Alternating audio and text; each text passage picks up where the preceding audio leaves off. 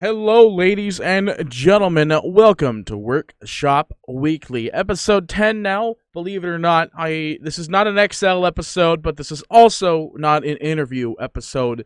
We'll be trying to line up the interviews for future Workshop Weeklies as soon as possible, but with the virus still going on and my work schedule being primarily covered by, well, normal security job work and it being very long days usually when I'm at work, it's somewhat hard to get in contact with people about interviews and asking specifically if they're available on Wednesdays or Thursdays.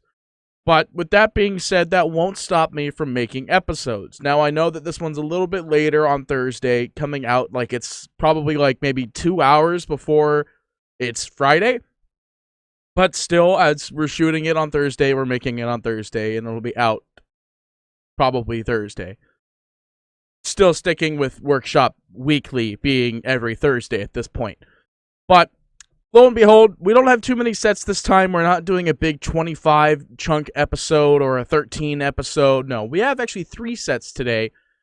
Because when I went digging for sets, I couldn't find too many that weren't already covered by my 25, 15, or any of the previous 4s before this. So, we have 3 sets: Faceless Void, Ancient Apparition, and Keeper of the Light. So without further ado, let's get into this bad boy. The first set we have is the Timeless Templar by the Living Collective, Akira, and Patronic. Now, the reason I picked this one up, alright, because back then, I don't know how long ago it was when the item came out, but there was the Faceless Void set that had the Cthulhu Void set. And it was like Cthulhu face, basically, for Faceless. Now, I imagine this is if they make that Cthulhu face Void into a full Faceless Void set. And this one fit the picture almost immediately.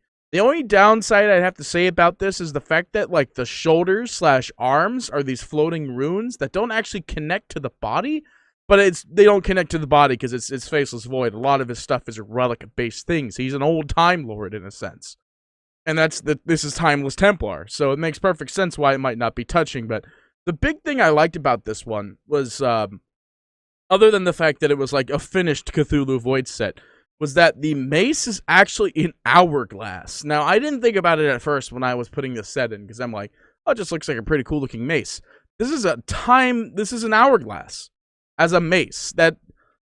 It clicked to me actually during this recording. I didn't even look at the mace that thoroughly until probably like maybe 5 to 10 minutes ago when we made the scenes. And I think that little extra detail gives this set that extra little bit of spice. And I like that spice.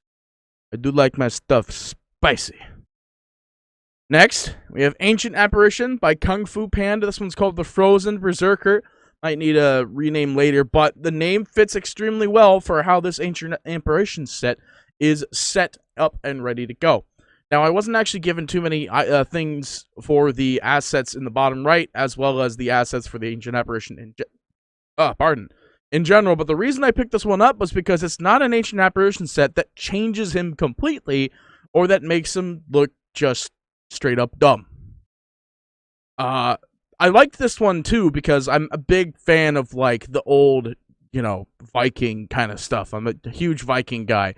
You might have already seen the fact that I like samurai stuff, too. Like, samurai stuff is old. I like old stuff. Bam. 1 + 1 = 2.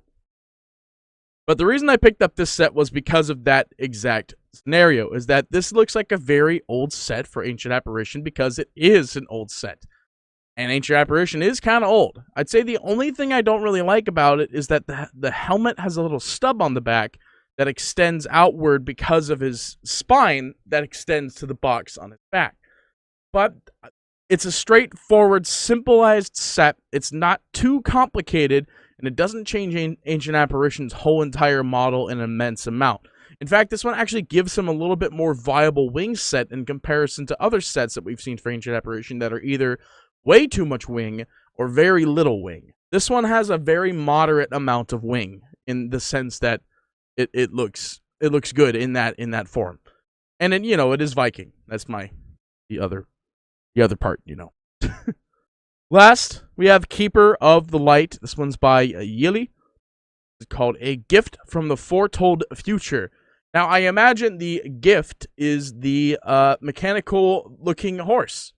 that Keeper of the Light rides in this one. And that's kind of the reason I picked this one up. But the funny thing I want to talk about is that one of the other assets that were given for this was that it was Keeper of the Light riding the Immortal horse with this set.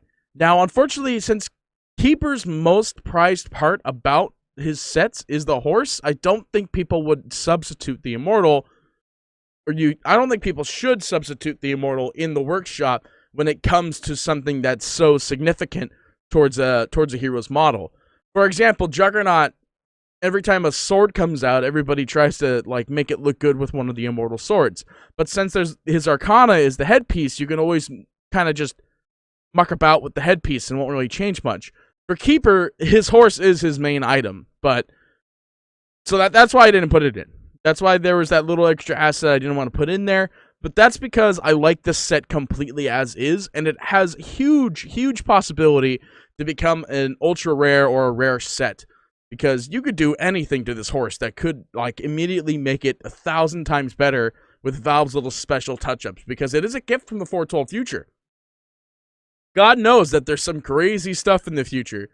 The other reason I like this set was because it actually blended in extremely well with the horse, and it still hits Keeper right in a soft spot, in the sense that he is an old man, and he wears some old clothes. And this looks like some old man with some old clothes on because he's from the future. He got a gift from the future, so that's why he look old. No. But anyway, this reason I liked this set a lot was because of the fact that the set blended in with the horse, and the horse itself was actually pretty good. And like I said, Valve can add their little special mythical ultra rare touch to it, and it'll probably look even better. But anyway, ladies and gentlemen, I know that we only had 3 sets today, but again, 25 sets, the Workshop Weekly 8, 13 sets, Workshop Weekly 9, so it makes sense that I'm a little bit slopped on this one when it comes to the amount I've been covering today. That won't stop me from trying to find 4 or 5 sets next time, but this time it was a little bit hard to find more sets that I wanted to cover, as well as sets that actually were not resubmissions from like 1, 2, 3, 4, 5 years ago. So with that being said, ladies and gentlemen, thank you so much for watching. I know it's a short episode, but I hope that you enjoyed, and we'll see you next time for some more Dota 2 action with the Workshop Weekly. This is Party PD, signing off. Hey guys, I hope you enjoyed this Workshop Weekly episode. There will be a lot more in the future, as well as a lot of other videos that we have on this channel. So feel free to take a gander around and take some time and put your feet down. Watch some pleasant videos. So with that being said, ladies and gentlemen, thanks again so much for watching. Consider following, subscribing, doing all the fun jazz that you want to do. We'll see you next time.